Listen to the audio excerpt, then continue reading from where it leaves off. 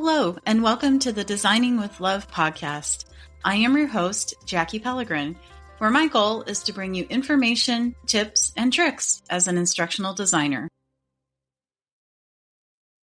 Hello, instructional designers and educators. Welcome to episode 129 of the Designing with Love podcast. As we continue through the 2026 lineup, we're also moving through the AI Ready Designer Series. Last time, we measured AI's impact on workflow, so you can show improvements with real metrics. Today, we'll turn the whole series into a 90-day plan, so you know what to do next and how to document it. So, grab your notebook, a cup of coffee, and settle in as we explore this topic together. Before we jump in, a quick note. This is a 12-episode arc, and each episode builds on the last. In this 12-episode AI Ready Designer Series, we'll move through 5 AI Ready checkpoints each time. So you always leave with something practical you can apply right away. All right, let's jump into checkpoint 1. Here's the shift. Becoming AI Ready is not about attending one webinar, testing one tool, or saving a few prompts. AI readiness is becoming part of how instructional designers work. It touches how we analyze problems, design practice, create assets, review quality, protect data, collaborate with stakeholders, measure impact, and document our value. So the goal is not to master AI in some big, overwhelming way. The goal is to build enough skill, structure, and evidence that you can use AI responsibly and confidently in your instructional design work. That's why this final episode is about a 90-day plan. Not because 90 days will make you an expert in everything, but because 90 days is enough time to build momentum. It's enough time to practice, enough time to create a few systems, enough time to collect a little proof, and enough time to stop feeling like you're just reacting to whatever new tool shows up next. AI readiness is not a destination. It's a repeatable practice. So that's the big shift. AI readiness is ongoing. Now let's ground ourselves in what has stayed true throughout this entire series. Across this series, we have talked about tools, prompts, guardrails, workflows, QA, knowledge vaults, practice bots, collaboration, and measurement. But underneath all of that, one truth keeps showing up. Your value is not the tool. Your value is your design judgment. AI can help you draft. AI can help summarize. AI can help generate options. AI can help speed up parts of the work. But you still decide what problem is worth solving, what learners need to practice, what quality looks like, what should be reviewed by a human, what data should be protected, what evidence matters, and what kind of learning experience will actually help people perform. That's the heart of the AI-ready designer. Not someone who uses every tool, not someone who prompts perfectly every time, but someone who can combine instructional design thinking with responsible AI use. That is the constant. And when we forget that, it's easy to fall into a few traps that make AI readiness feel scattered instead of strategic. The risk at this stage is not lack of interest. Most instructional designers are interested in AI. Many are curious, experimenting, or already using it in small ways. The bigger risk is that the learning stays random. Here are 3 traps to watch for. Trap number 1, random skill building. This is when you learn whatever pops up next. A new tool demo, a new prompt trick, a new article, a new feature, and a new platform. That can be useful, but it can also become scattered. You may know a lot of pieces, but not have a clear system for using them. Trap number 2, random tool adoption. This is when tools get added because they are exciting, not because they solve a clear learning or workflow problem. And when that happens, you can end up with too many tools, inconsistent practices, unclear guardrails, duplicated work, and confusion about what is actually approved or useful. Trap number 3, no proof of growth. This is the quiet one. You may be learning a lot.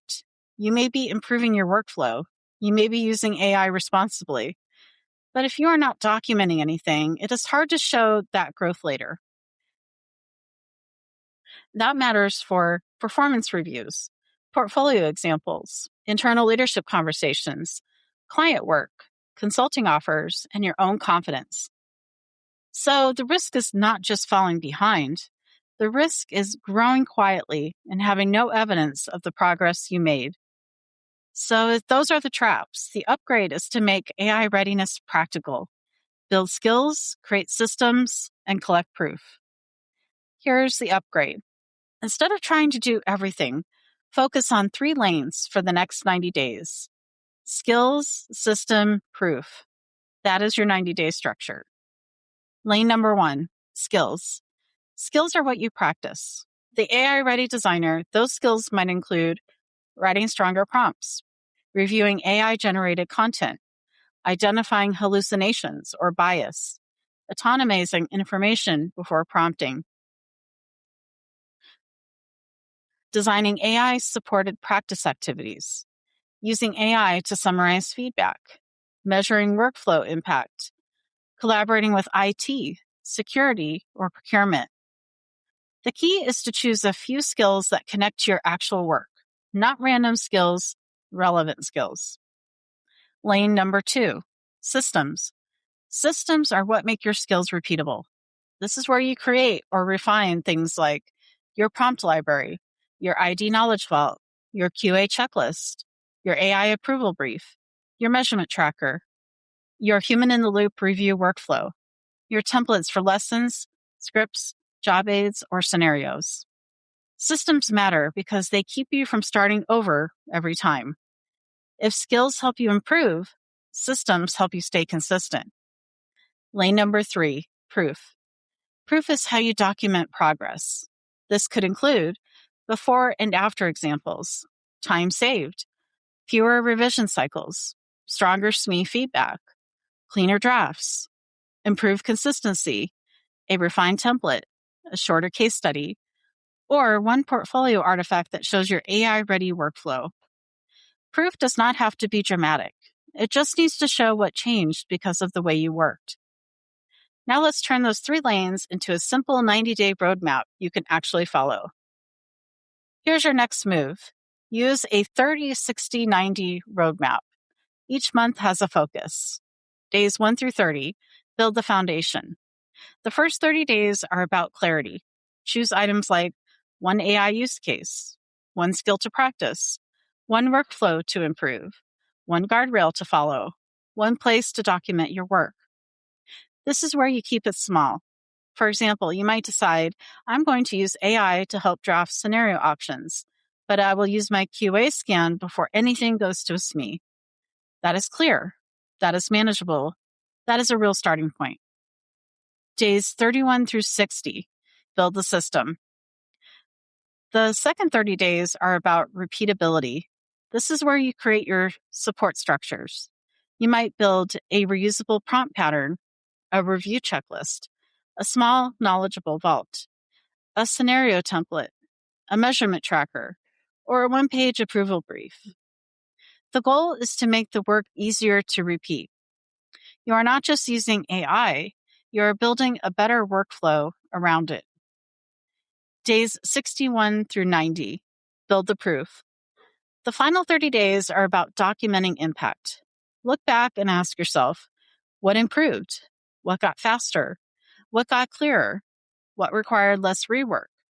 What did I learn? What evidence can I keep? Then turn that into a short proof artifact.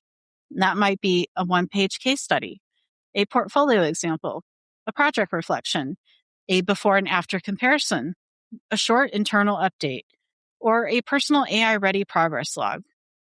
The point is to make your growth visible, because the work you are doing deserves to be seen. Let me give you a quick field note so you can hear what this might look like for a real instructional designer.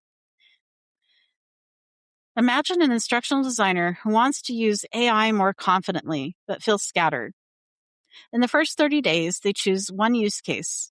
I will use AI to draft scenario options for a customer service module. They practice 1 skill, writing better spec prompts. They use 1 guardrail, No real customer names, no private data, and human review before sharing. In days 31 through 60, they turn that into a system. They save their best spec prompt. They create a scenario review checklist. They add a few strong examples to their knowledge vault. Now they are not starting from scratch each time. In days 31 through 90, they collect proof. They compare the old workflow to the new one. They notice scenario drafting is faster. SME feedback is more focused. The examples are more consistent, and revision rounds are lighter. Then they write a short case study. Using AI-supported scenario drafting with human review, reduce first draft time, and improve consistency across 3 practice activities. That is AI readiness. Not hype, not perfection, just thoughtful, documented progress. All right, let's make this practical with a final checkpoint challenge of the series. This week's checkpoint challenge is your final series challenge. Create your own 90-day AI-ready plan using 3 headings: skills, systems, and proof. Under each heading, write 1 sentence. Skill: what will I practice? System: what will I build or improve? Proof: what will I document? Then add a 30, 60, 90 timeline. Days 1 through 30, build the foundation. Days 31 through 60, build the system. Days 61 through 90, build the proof. That is your plan. Simple enough to start, strong enough to guide you. And to help you map out that plan, I created one final companion resource for the series. Before you go, I made an interactive companion called 90-Day AI Ready Compass. It's a quick click-through guide you can use to plan your next 90 days. Choose your focus areas and document your growth as an AI-ready instructional designer.